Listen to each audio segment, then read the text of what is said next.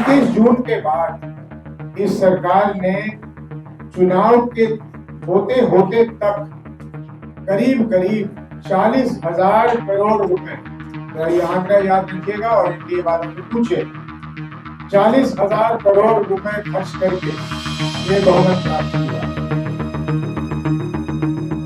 और बिहार के भविष्य को बेचा गया राजद के आने के डर से।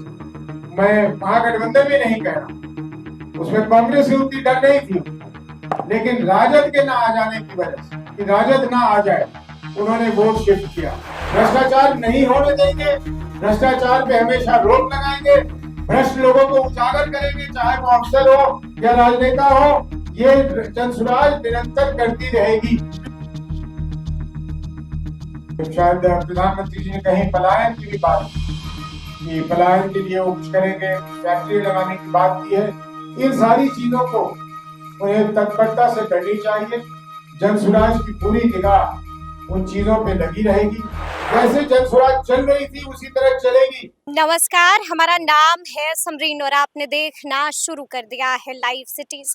देखिए 14 तारीख को नतीजे आ गए हैं और मालूम चल चुका है कि बिहार में एक बार फिर से नीतीश कुमार और बिहार में एक बार फिर से एनडीए सरकार। और देखिए आपको बता दें कि अब से कुछ देर पहले जनसुराज ने भी बड़ी प्रेस कॉन्फ्रेंस बुलाई थी और इस पीसी को संबोधित किया है जनसुराज के राष्ट्रीय अध्यक्ष उदय सिंह जी ने। और क्या कुछ बता रहे हैं इस पीसी में, उदय सिंह, सबसे पहले आप उनको सुनिए।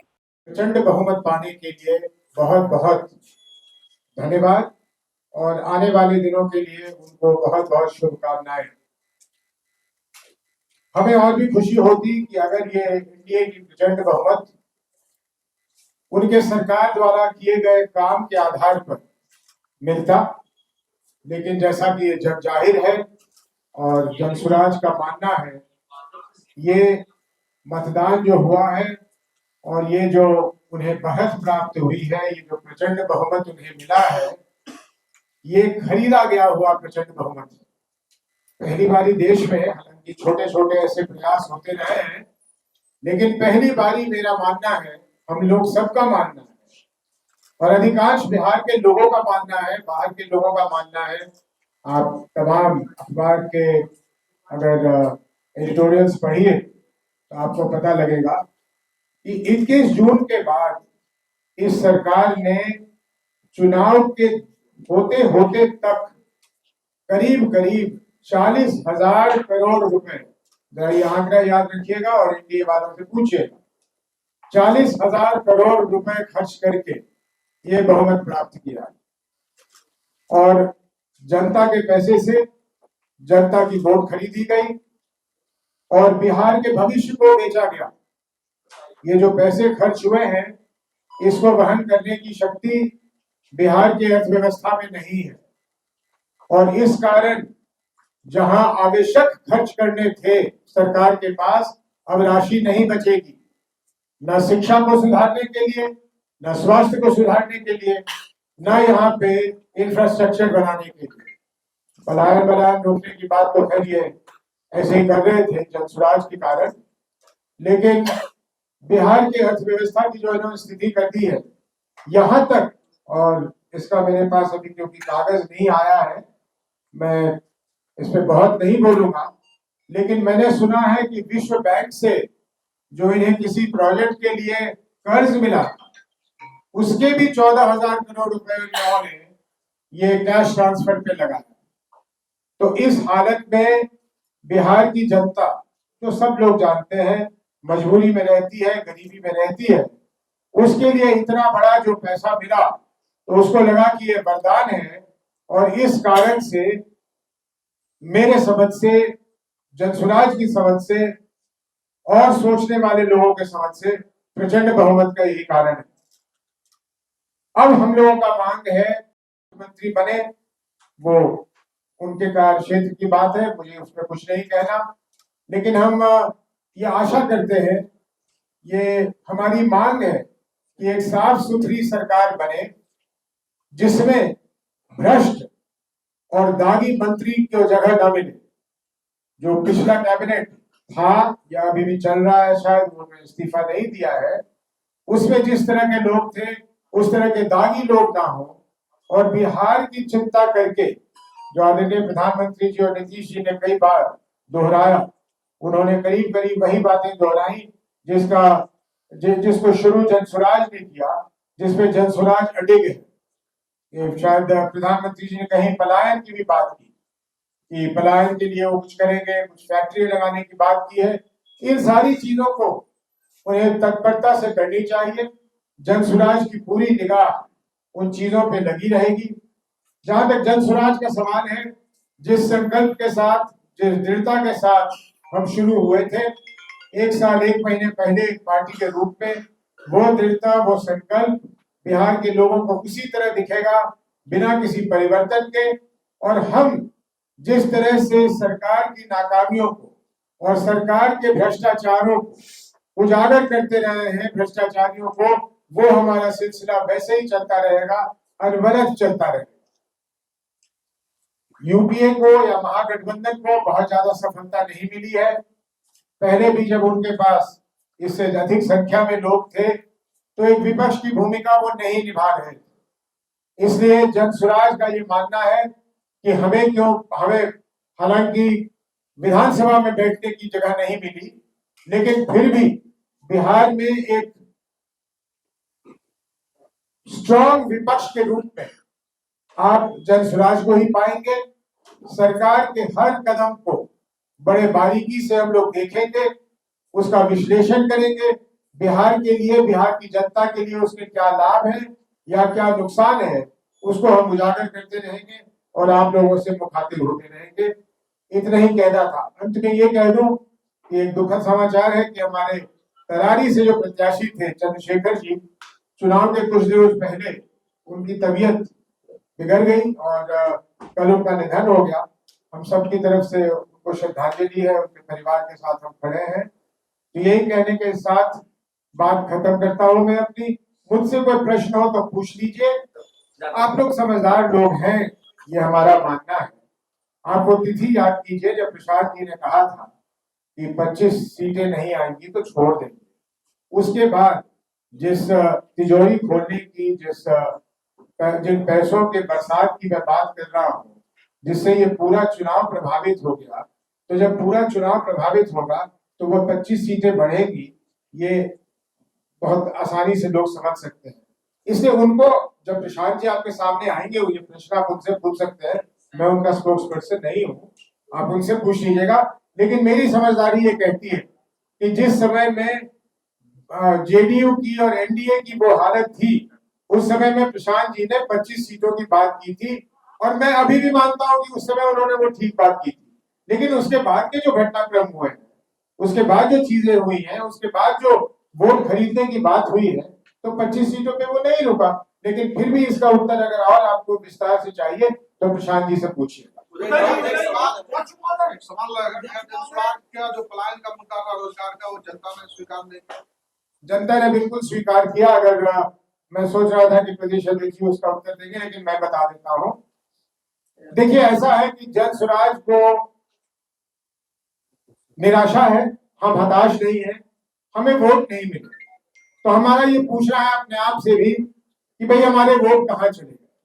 तो वोट यहाँ चले गए कि राजद के न आने के डर से हमारे जो वोट थे वो पिछले आखिरी के 2-3 दिनों में एनडीए की तरफ चले गए, और इस कारण हमारे वोट हर जगह पे आपको बहुत ही कम दिखेंगे। हम खुद आश्चर्यचकित हैं कि आखिर ये वोट हमारे गए कहां। लेकिन वोट जाने का मुख्य कारण ये है कि राजद के आने के डर से, मैं महागठबंधन में नहीं कह रहा हूं, उसमें कांग्रेस से उतनी डर नहीं थी उनको, लेकिन राजद के ना आ जाने की वजह से, कि राजद ना आ जाए, उन्होंने वोट शिफ्ट किया। उसके अलावे दिल्ली में जो बम ब्लास्ट हुआ, उसका बाकी के बिहार पे क्या असर पड़ा नहीं पड़ा मुझे मालूम नहीं, लेकिन क्योंकि मैं उस समय सीमांचल में था, वो मेरा गृह क्षेत्र है, इसलिए सीमांचल में उस बम ब्लास्ट का ध्रुवीकरण करने में काफी ज्यादा उसकी भूमिका रही है। हमें इलेक्शन कमीशन के अनुसार हमें 4% से कम वोट मिला है, और ये आश्चर्यजनक है क्योंकि हम किसी भी तरह से गिन रहे थे तो हमें 15% से अधिक वोट मिलना चाहिए था, लेकिन वो वोट नहीं मिला। क्यों नहीं मिला, इसकी हम अंदर चर्चा करेंगे और कोई ना कोई नतीजे पे पहुंचेंगे। लेकिन प्रथमदर्शी यही दिखता है कि राजद ना आ जाए, इस डर से हमारे जो वोट थे वो एनडीए की तरफ शिफ्ट हुए। हमेशा ग्राउंड लेवल की नेताओं से राजनीति करवाते रहे, क्या बिहार के ग्राउंड लेवल की राजनीति को करने में उनसे चूक हुई? बिल्कुल नहीं चूक हुई। देखिए, जब कोई किसी को विफलता हाथ लगती है तो आलोचना करने वाले बहुत आ जाते हैं, लेकिन हम लोग का नहीं मानना कि हम लोगों ने कोई गलती की है, न मुद्दों को उठाने में, न मुद्दों को लोगों तक पहुंचाने में, न उनको ये समझाने में कि बिहार का बदलाव करना अति आवश्यक है। परंतु दो चीजें जो हुई, पहली बात तो जिस तरह से पैसों का ये बौछार हुआ, जो मैं पहले ही बता चुका हूं, और दूसरी बात राजद के आने के डर से कि राजद ना आ जाए, वो जंगल राज कह दीजिए, जो भी राज कह दीजिए, हालांकि मैं नहीं मानता कि वो जंगल राज था, लेकिन लोगों के मन में वो भय था। और क्योंकि हमारी तरफ उन्होंने उस तादाद में मुसलमानों को आते हुए नहीं देखा, कम से कम बाहर से नहीं देखा, तो इसलिए जो हमारे दूसरे वोटर्स थे वो एनडीए की तरफ चले गए और हमारे वोट के प्रतिशत को कम। क्या आप इस बात को मानते हैं? मेरा ये सवाल है कि जिस तरह से आप बिहार को नई पद्धति राजनीति की बताने निकले थे, कई बार जो पदयात्रा भी हुआ कई वर्षों से, तो क्या अब आपको लग रहा है कि फिर से जनसुराज को पुरानी किताब पढ़ने की जरूरत है बिहार की राजनीति? बिल्कुल नहीं, हमने पुरानी किताब बंद भी कर दिया है, शायद जला भी दिया है। हम उसी किताब को पढ़ते रहेंगे, शायद पहले चैप्टर पे वापस जाना पड़े, जहां से हम शुरू हुए थे, जहां से प्रशांत जी शुरू हुए थे, हम बिल्कुल उसी पे चलेंगे। उसी की जरूरत है बिहार को। बिहार के लोग हमें बार बार कह रहे हैं कि हमें वही चाहिए। इसे एक घटना, क्योंकि एक चुनाव में हमारे साथ ये हुआ है या बिहार के लोगों ने अपने साथ ये किया है, वो तो समय बताएगा, लेकिन हम कहीं से भी बदलने वाले नहीं है। जिन मुद्दों पे हम चले थे उन्हीं मुद्दों पे पूरी दृढ़ता और संकल्प के साथ उन्हीं मुद्दों पे बढ़ते रहे। क्लीन बोल्ड होने का रीजन क्या होगा? समीक्षा तो अभी तक नहीं किए होंगे, लेकिन 243 में एक भी सीट नहीं ला पाए। बिल्कुल, हमने पहले कहा था कि या तो हम 243 में 200 सीटें लाएंगे या शून्य होंगे। आप मेरी बात सुन लीजिए, मेरी बात को याद कर लीजिए, प्रशांत जी की बात को याद कर लीजिए। हम जानते थे कि इसकी संभावना है। जिस लीप ऑफ फेथ की बात एक बार नहीं दर्जनों बार प्रशांत किशोर जी ने किया है, वो लीप ऑफ फेथ क्या था? कल लीप ऑफ फेथ नहीं हुआ। 6 तारीख को और 11 तारीख को वो लीप ऑफ फेथ बिहार की जनता ने नहीं किया। बिहार की जनता ने एक तो कुछ ये पैसों की वजह से जो भी कहिए कि लालच में आ गए या उनकी जरूरत थी या जो भी था, और हमें खुशी है कि उनको मिला है, गैर जिम्मेदार तरीके से मिला है। बिहार की अर्थव्यवस्था को तोड़ने का ये एक नया तरीका है, लेकिन जनता को पैसों की आवश्यकता थी, जनता को पैसे मिले, हमें खुशी है। लेकिन इस कारण हमसे कहीं भूल नहीं हुई। 3 साल में जमीन पे तब क्या काम किया जब जनता कन्वर्ट हो गई पैसे को लेकर? अब ये कहना बड़ा मुश्किल है और इस पे टिप्पणी ना करूं तो अच्छा है। क्या आप इस बात 1000 करोड़ रुपए का भी जरा कुछ समय दे दीजिए, नया मंत्रिमंडल बन जाने दीजिए, ये क्या नीति लाते हैं, इनकी क्या पॉलिसी होती है, इन्हें बता देने दीजिए। हम सरकार में नहीं है ना, सरकार को अपने कदम उठा लेने दीजिए, फिर तो हम उन पे कुछ बोलेंगे। लेकिन मैंने ये कह दिया, आपका पहला प्रश्न था, उसका उत्तर दे दूं। जैसे जनसुराज चल रही थी उसी तरह चलेगी।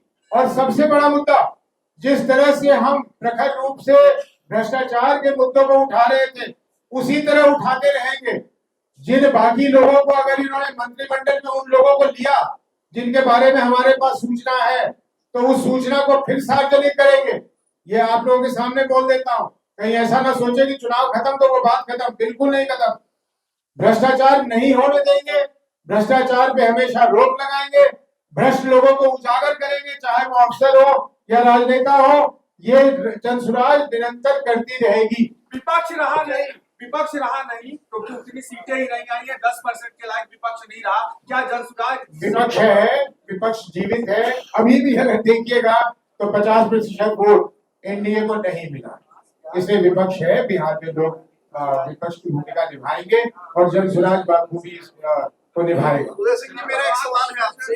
जिस प्रकार से प्रशांत किशोर शराबबंदी की खिलाफत कर रहे थे, क्या लगता है आधी आबादी ने इस कारण से भी अपना कर दिया? बिल्कुल नहीं, शराबबंदी के पक्ष में सारी महिलाएं थी और इसका मैं व्यक्तिगत रूप से आपको कई उदाहरण दे सकता हूँ कि महिलाओं ने कहा कि इसको जल्दी खत्म कीजिए, ये हमारे लिए अभिशाप है, क्योंकि हमारे घर में सूखे नशे की इतनी ज्यादा प्रचलन हो गई है और जो शराब सस्ती में स्वराज की जो वोट बैंक थी वो चाहती थी कि एक विकल्प मिले, लेकिन वो कतई नहीं चाहती थी। जन स्वराज को चाहने से ज्यादा उनकी चाहत ये थी कि आरजेडी के लोग, महागठबंधन में भी मैं फर्क कर रहा हूं, उन्हें कांग्रेस से उतनी परहेज नहीं जितना उन्हें लालू जी और आरजेडी और तेजस्वी जी से परहेज है, ऐसा हम लोगों का मानना है।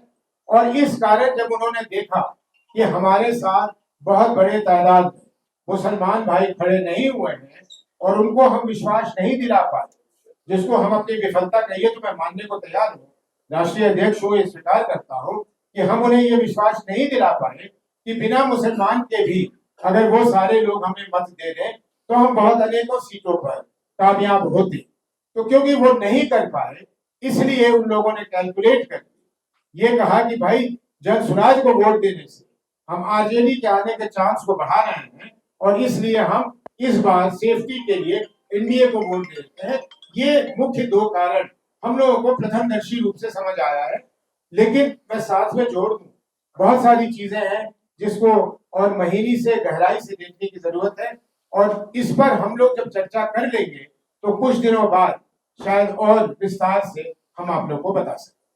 तो सुना आपने कि जन स्वराज के राष्ट्रीय अध्यक्ष उदय सिंह जी ने क्या कुछ कहा है। देखिए, उन्होंने साफ साफ बता दिया है कि आखिर क्या कारण है, कहां पर चूक गया जन स्वराज। और देखिए, वो यही नहीं रुके, आपने ये भी सुना होगा कि उन्होंने ये भी बता दिया है कि अब आगे आगे प्रशांत किशोर और अब आगे आगे जन स्वराज क्या कुछ करेगा, तो अब देखना होगा कि आगे आगे क्या क्या होता है। तो फिर ये पूरी खबर, पूरी जानकारी और पूरा वीडियो आपको कैसा लगा है, कमेंट करके हमें जरूर बताइएगा। तो ऐसे तमाम अपडेट्स के लिए बिल्कुल ऐसे ही हमारे साथ बने रहिएगा और देखते रहिएगा लाइव सिटीज। बहुत शुक्रिया।